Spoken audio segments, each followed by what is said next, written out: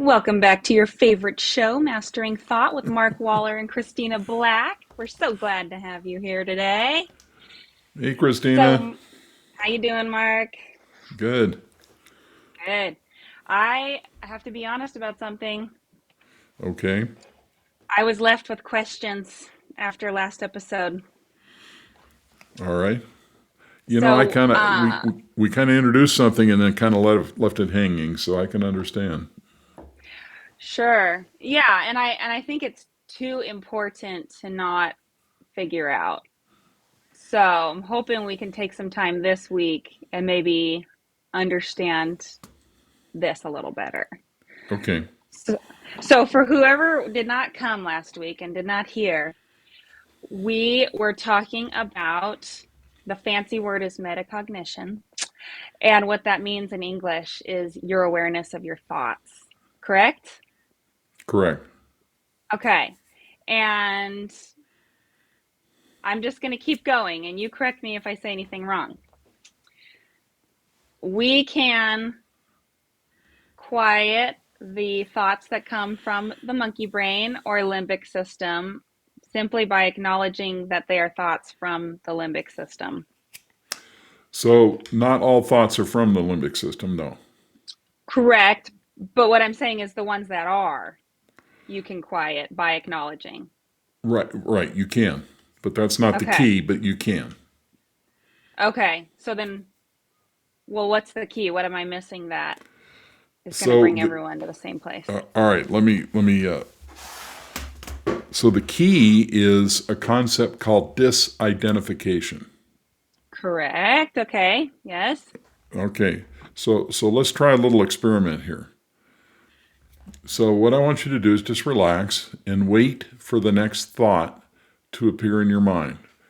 Mm-hmm. Everyday thought, trivial thought, like, wonder how warm it's going to be this afternoon, or I need to get my hair cut Okay. this Saturday.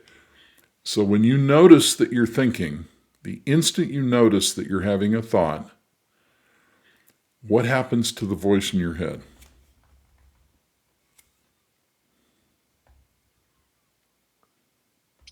So I think it stopped. Okay.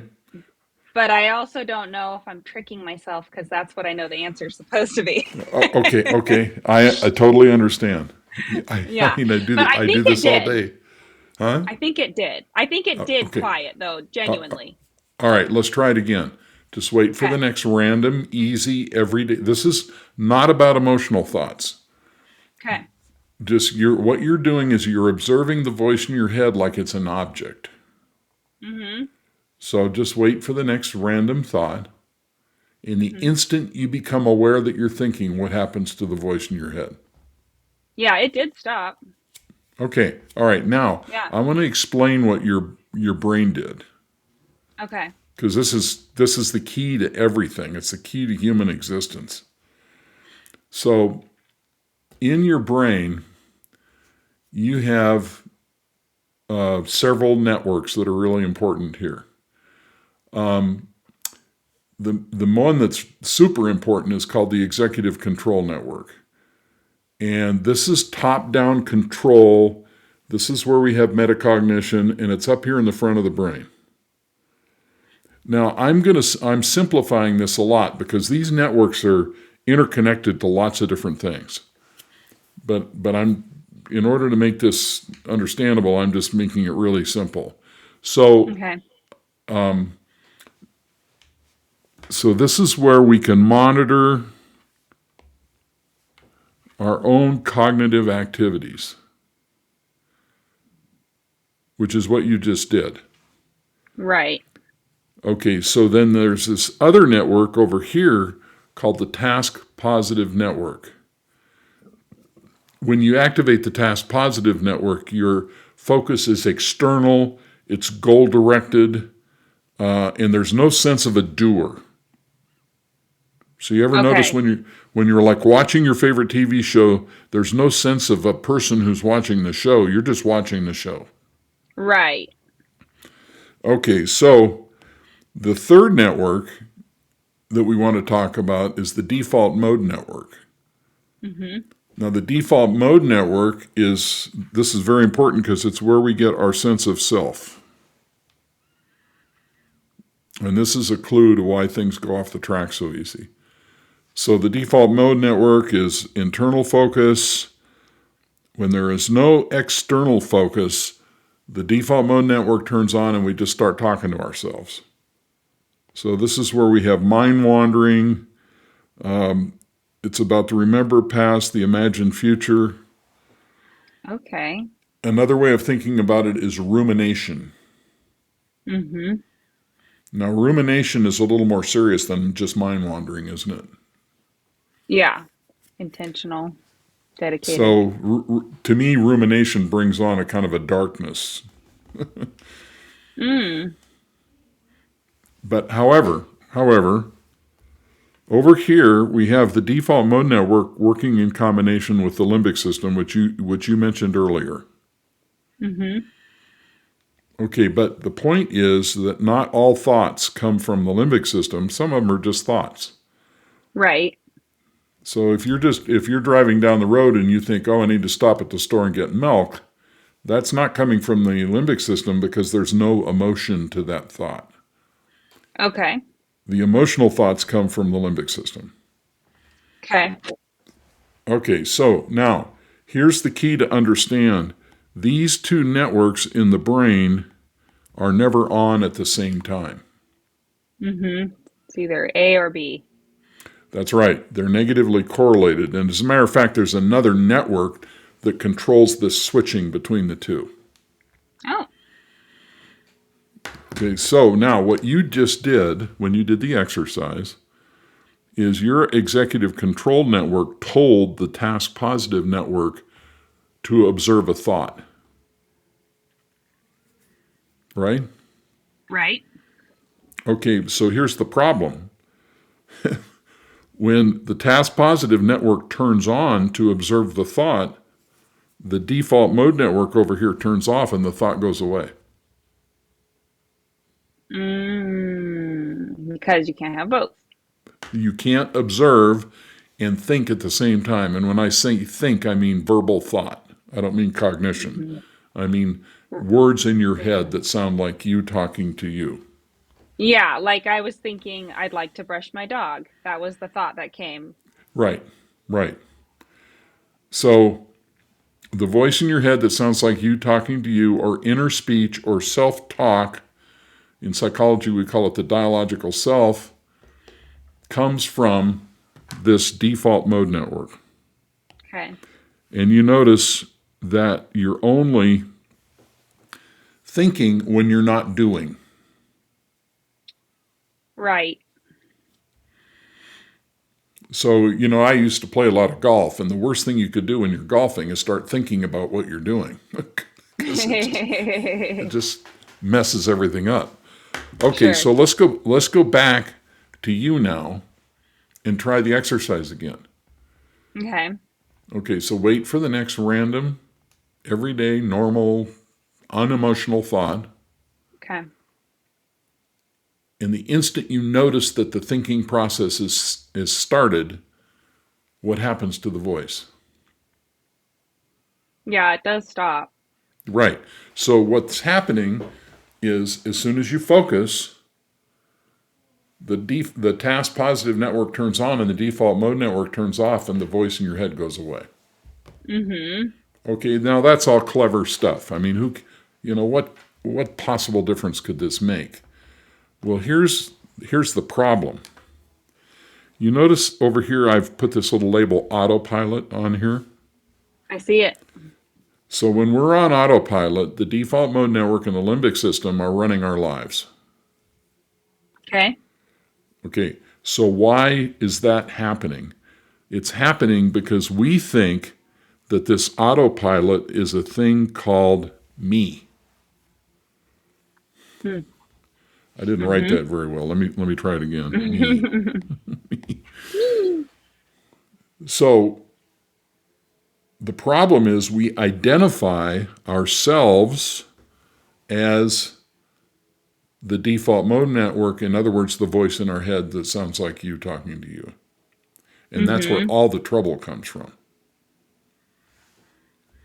So stress, depression, anxiety, relationship issues, all the distorted perceptions we have come from the internal dialogue and the interplay between these two networks down here that we call Hmm. me. Mm-hmm. Okay, so Mm-hmm. given all that, what do you think? And I'm kind of setting you up here. It's a quiz, right? So, so what do you think? What do you think the objective of the thought watching exercise is? Now, remember, you notice Well, the thought and it goes away. What would be the yeah, objective the objective of making the thought go away of doing the is that, exercise? yeah. Well, so with you listing like depression, anxiety, all that stuff, so maybe it's a thought that people's autopilot is going too much, or it's not being helpful, and so you just kind of need a break and maybe time while you're reprogramming Mm-hmm.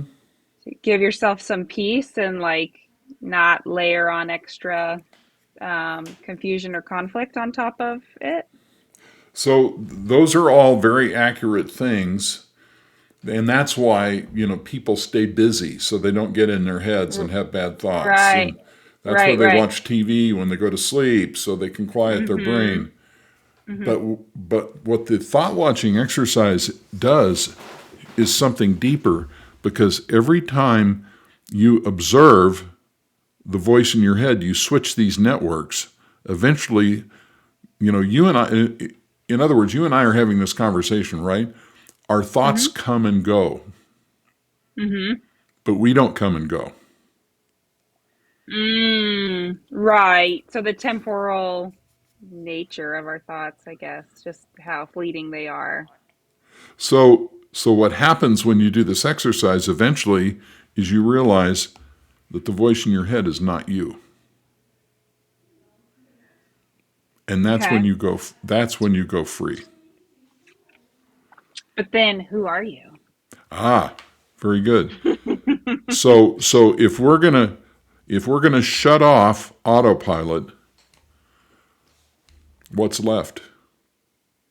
Just the things that you do? What's left is this right here. Oh, because the executive control network does have self-awareness. That's correct. That is exactly what Mm-hmm. we're going for here. So as long as you believe that the voice in your head is me,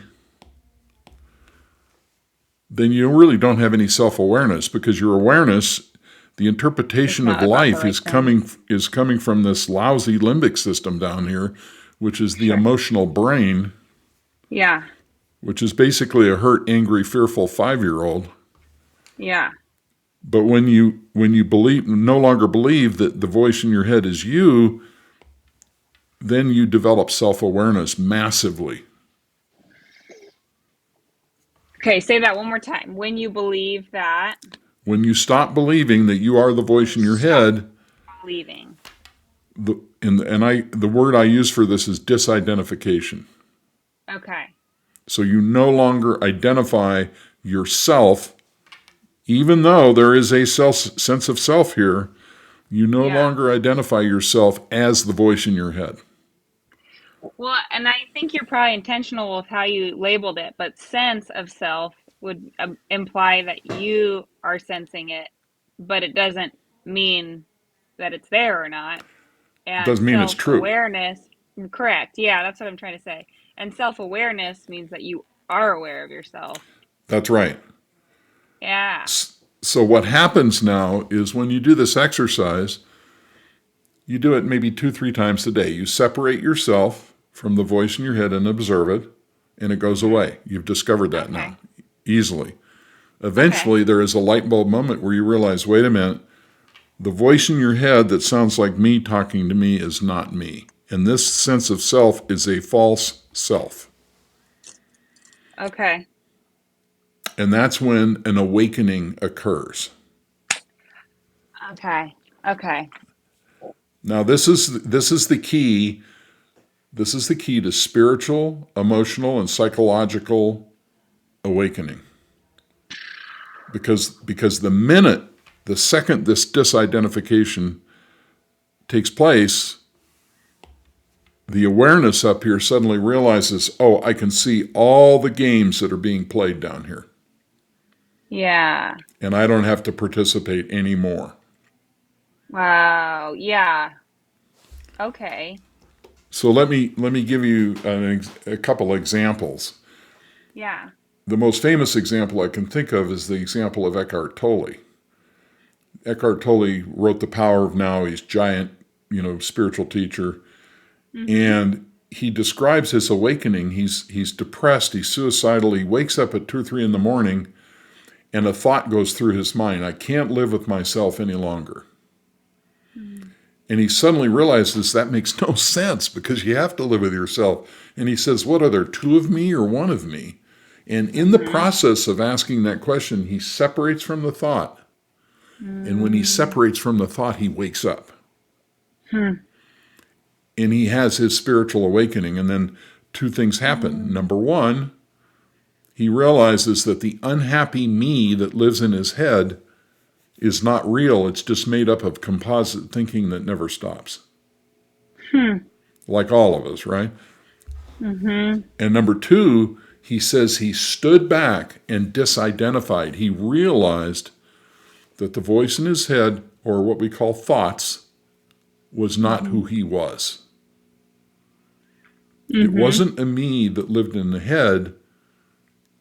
It was just a thought.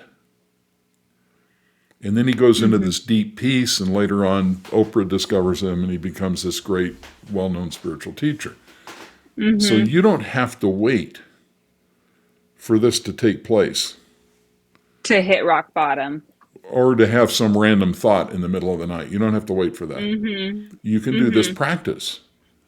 You can force the issue by simply separating from simple thoughts and noticing them go away, and eventually the same disidentification takes place.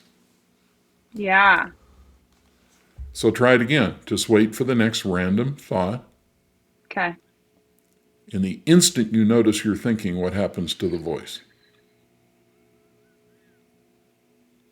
Yeah, it goes quiet. Yeah. Now, you're still here. The voice just went away. Are you the observer or the thinker? Well, I'm definitely the observer. And if I'm not the voice in my head, then I was not the thinker. That's right. Okay. So you get it? You see how this I works? think I do get it. Yeah, it feels a lot more locked in and locked into the bigger picture of last week too, which Right. was how do I stop the thoughts that keep returning and zooming? Right. Okay. So, so the idea here is that we human beings have been tricked into believing that this is who we are. And then what happens? Because it's our companion from the beginning, right? Right. And so the idea here is that you do this thought watching exercise. When this disidentification takes place, you realize this is not who you are, and you no longer have to take instructions from the monkey brain down here, which is causing anxiety, stress, depression. And I said I was going to give you a couple examples. I'll tell you an interesting story. I had a client of mine several months ago, a very nice young mother of 2, but she was having anxiety so badly that she couldn't get in the car with her kids and go to the store. And so, I'm trying to teach her thought watching, which is what I do, because I know it'll set her free from this. And I'm saying, okay, notice the next thought. Just watch for the next thought that comes along.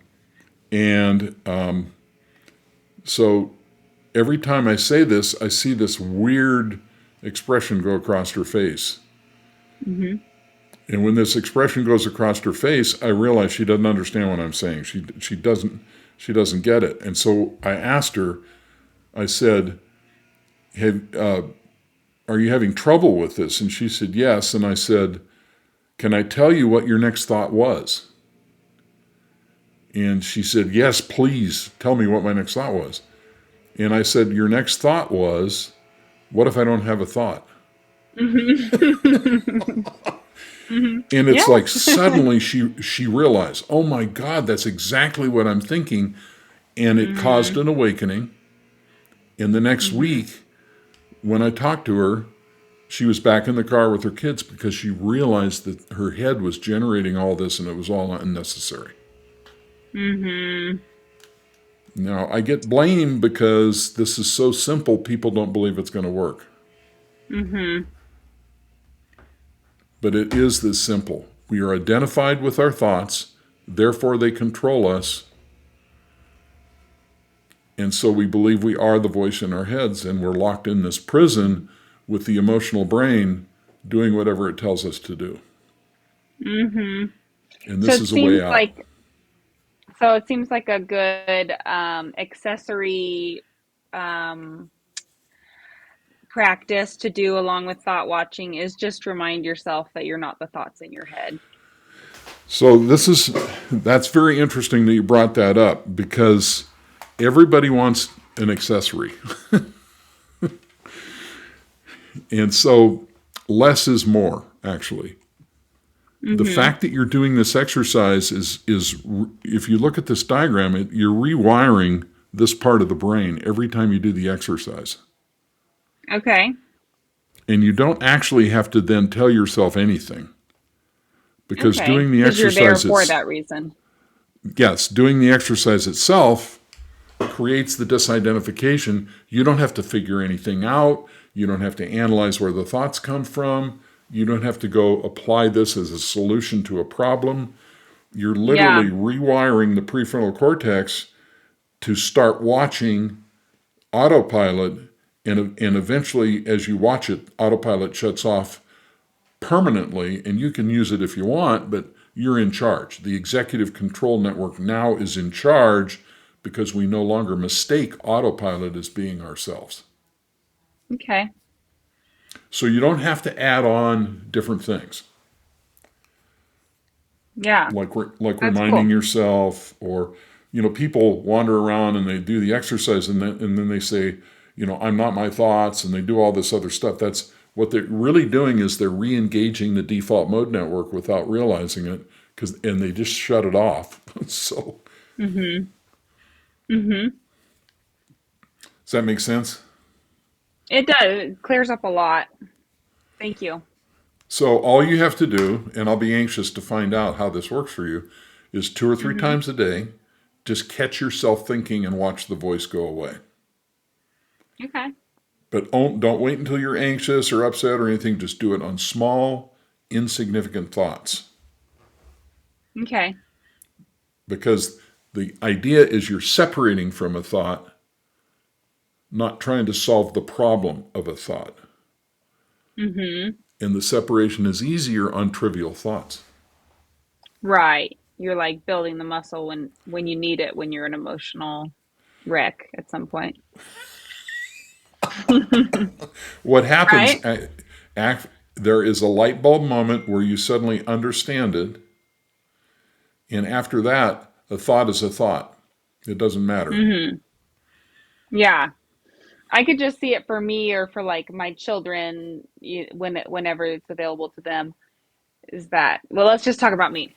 I could just see it like, oh, me be surprised by a sudden emotion I'm having, pausing and going, wait, you're not me, after maybe having practiced this, and then be like, okay, Right. now I can You can now see I where can this is solve this leading. with critical thinking. Right. Mhm. Exactly. Exactly. Mhm. See, the limbic system is not a critical thinker. It's a 5-year-old child. Right. So, so does that clear up from last week? Yeah. And what about like would you say